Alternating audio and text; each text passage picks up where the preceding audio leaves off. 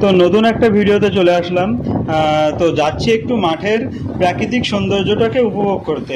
তো গিয়ে দেখলাম মাঠের ভিতরে কি একটা অদ্ভুত একটা দৃশ্য। চারিদিক থেকে হাওয়া বইছে, পাশে সাজিয়ে সাজিয়ে ভরে ভরে আছে সোনালি কালারের ধান। ধানগুলোকে দেখে মনে হচ্ছে যেন সোনা সোনা ফলে আছে মাটিতে। প্রাকৃতিক এই সৌন্দর্যের কাছে পৃথিবীর সমস্ত কিছুই হার মেনে যায়। কবি জীবনানন্দ দাশের রূপসী বাংলার কবিতায় প্রকৃতির ধানমাঠ নদীর সৌন্দর্য বারবার তুলে ধরেছিলেন, সেটা মনে পড়ে যায়। আর এই ধানমাঠ হলো বাঙালির একটা চিরচেনা রূপ, যা সুজলা সুফলা গ্রামীণ প্রকৃতির একটা প্রতীক।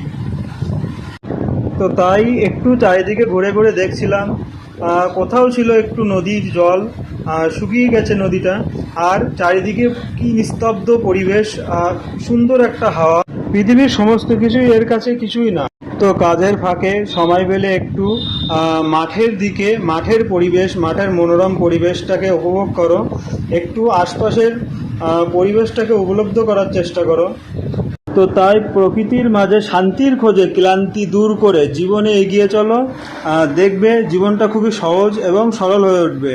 তো এই মিনি ব্লগটা এই পর্যন্ত ছিল। আশা করছি প্রকৃতির যে দৃশ্যগুলো দেখালাম সেটা তোমাদের ভালো লেগেছে। তো দেখা হবে আবার একটা নতুন ভিডিওতে। চলো, টাটা, বাই বাই।